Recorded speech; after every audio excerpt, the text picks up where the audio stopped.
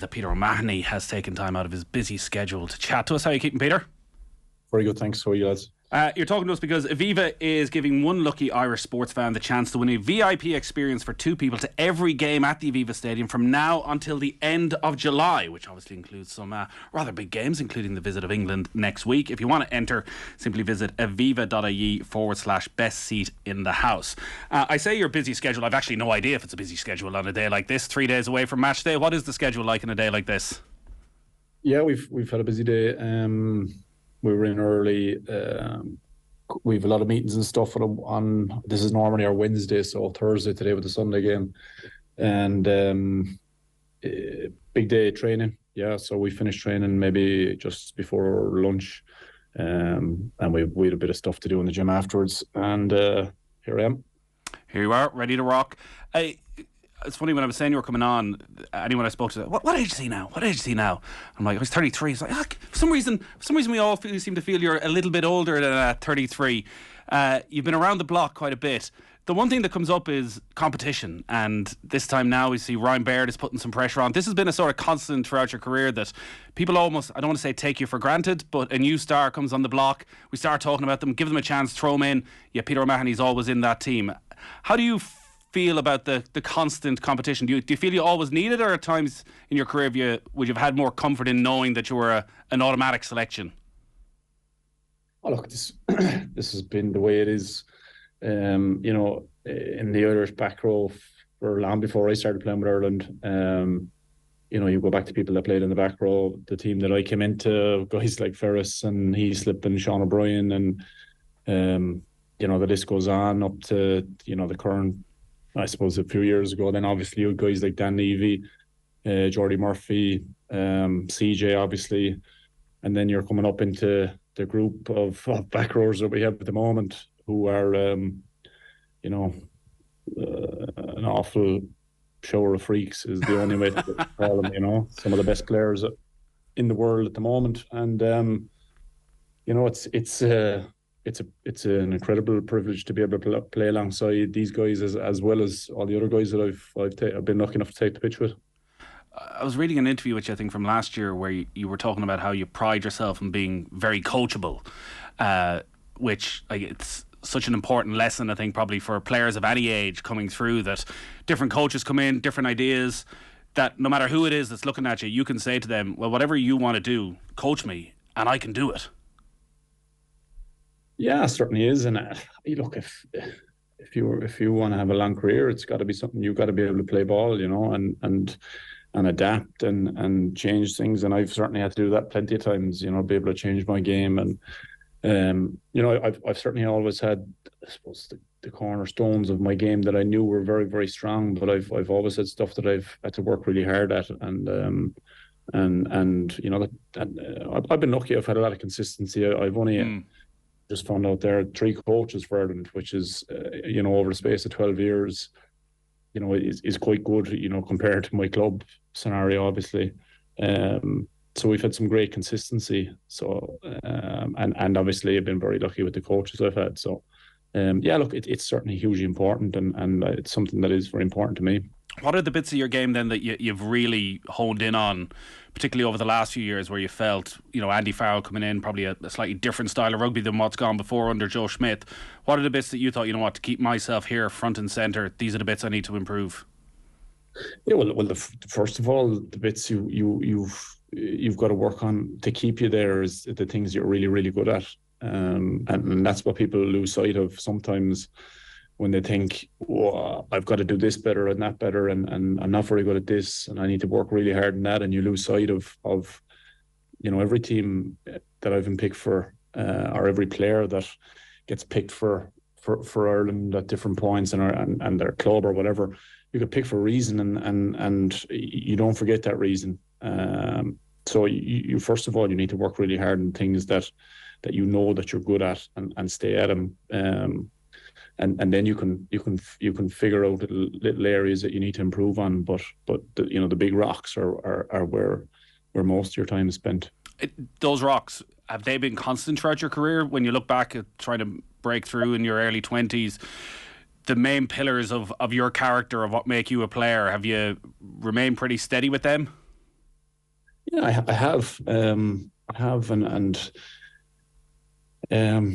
remember it kind of goes back to, I remember having a meeting with Brian Hickey, who was coaching me in Con at the time, and I remember he wrote out the starting Ireland 15, and then he wrote out another 15 that could potentially be for Ireland at some point, and then he wrote out a third 15, and I was in there, and he said, like, well, what makes you different to all these people that makes you end up here? And you know, I had to go away and think about it, and you know, where was my age, and figure that out, and then go after it as hard as I could. And what did you figure out when you were in that position then? What are the things you thought, if I want to go from that third page to that first page? I knew things like set piece were unbelievably important, whether you go back to, you know, the 90s or further back to today. You know what I mean? Set piece ball is ball you cherish, and you know, set piece would be a strong point in my game. Be it line out, be it scrum, be it kick off. You know, they would be bits that I would work very hard on, and I suppose they were bits that I knew I had to be very, very good at to get picked in the teams that I wanted to be picked in. So there were areas that I went after. Obviously, then you have things like, you know, coaching, tackling, your carry. You know, these are things you need to add to the armory, or certainly sharpen all the time. So they were the things that I went after. You know, that sounds like everything in rugby, but for a back row, it's important to be over lots of things. Yeah, those freaks alongside you in the back row, it looks like it comes quite easy to them. Yeah, well, look, they've come in and you know, they've figured it out really quick. You know what I mean? You look at guys like Caelan, you know, he looks like he's been playing rugby for, you know, 15 years, the way he plays, you know, and again, you know, incredibly coachable, you know, always picked out for doing things right. You know, rarely puts a foot out of place. Josh, no different. Jack Conan, you know,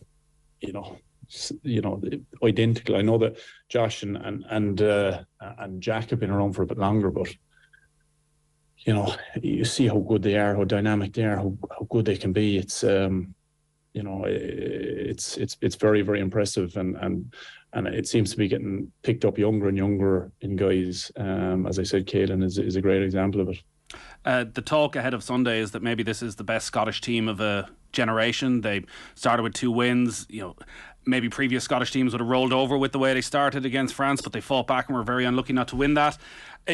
We're 10 years on from 2013. I think yourself and Conor Murray are maybe the only survivors who started that game over in Murrayfield, which was a tough old day for everybody. What's your assessment of this Scottish side, and what are the sort of conversations you're having with Irish players who maybe haven't seen a Scotland of this level before? Well, look, I mean, we do our work, and we do our analysis, obviously, and we've looked back over, obviously, November. Their performances there were very, very good. Obviously, their last 3 games, you know, you see how good they can be with their attack, their set piece. You know, I don't have to go to the younger guys and say, well, look, they've really improved, or they've always been very, very good attacking wise. You know, we've known that from as long as I've been playing with them. It's always a difficult challenge to contain them defensively from our point of view. And look, we're going to have to do our homework, and we know for a fact going away in the Six Nations is a very difficult thing to do to get a win, and to go to somewhere like Murrayfield is obviously even more hostile, more difficult, and you know, guys understand that. I think it's important for the older guys to be able to, you know, tell the guys what it's like, you know, going to Murrayfield. You know, the obviously the Anthems, Flower of Scotland, how hostile it is. Yeah.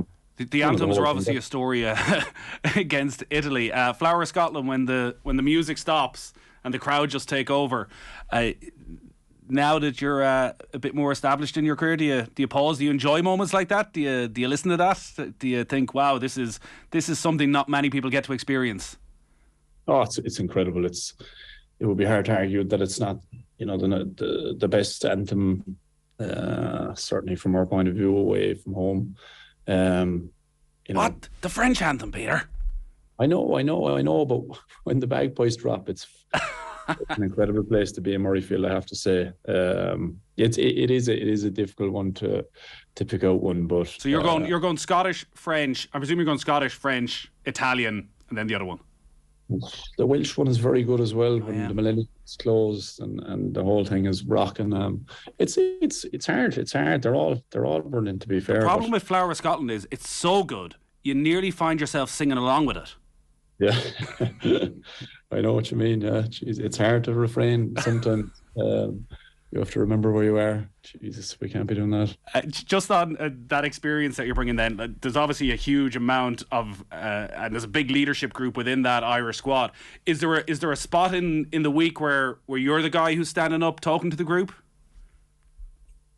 There's a spot in the week if I feel like there's a spot in the week for me to say something, or if I feel like I have something to say or give in a meeting or say before training. It's not something that I've ever held back on. I probably regretted not saying stuff more so than regretted saying something, Right. And the environment that we're in, we want people talking, and we used to have a tight leadership group. There's a big leadership group of people here. And even the guys that aren't in the actual one that we sit down with every few days, there's an incredible amount of leaders in the group, and it's really, really important to have that for a healthy group and an ambitious group and a group that wants to win.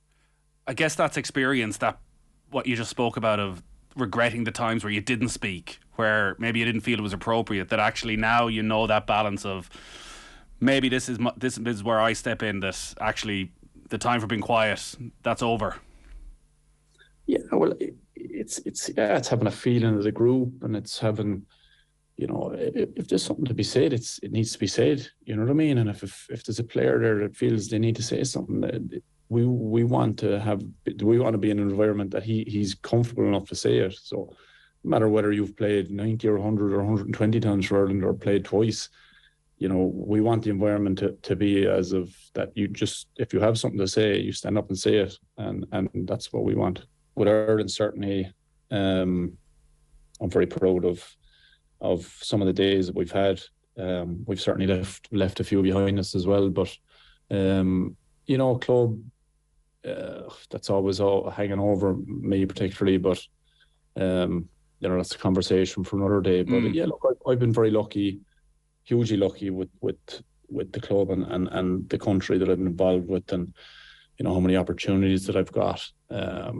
I consider myself very lucky and very proud of lots of days that we've had, but I think the best ones hopefully are yet to come. The club stuff is obviously it feels like a bit of an upward curve. Again, have you been good at always parking the club stuff when you go into Ireland camp? Yeah, look, sometimes you say to yourself, you need to keep an eye on it, but it's very difficult when you're immersed in an international group like this. It's tough. It's a tough thing to do both, and probably not the right thing to do either. So, it's something that has to be done, and your focus has to be on the job at hand, and being as present in this group as possible. Peter, you've been good with your time. It is all to do with this Best Seat in the House campaign. VIP tickets to every match at the Aviva between now and the end of July. Would you go to games away from when you're not playing? Do you like going to live sport? Oh yeah, I'd love to. Yeah, I took Indian TO to the Munster game last Friday night when I got back from training and stuff, and that's something I look forward to after rugby is going to Six Nations games as a fan, and they seem like great crack the weekends. So I look forward to it. All right, Peter, great stuff. Thanks a lot for joining us. Cheers, lads. Thanks. Peter O'Mahony there, Aviva Ireland ambassador. He launched the Best Sit in the House campaign in Aviva Stadium, where sporting fans from all over Ireland have the chance to win a VIP experience every game at the Aviva Stadium from now until the end of July 2023. The prize includes 2 premium match day tickets to every game at the Aviva Stadium until the end of July 23, a once-off €1,000 prepaid credit card, a signed Irish football and rugby jersey, match day earpieces and match programmes, and all the information's on aviva.ie/best seat in the house. All our rugby coverage and Off the Ball is with Vodafone, main sponsor of the Irish rugby team. We all belong to the team of us.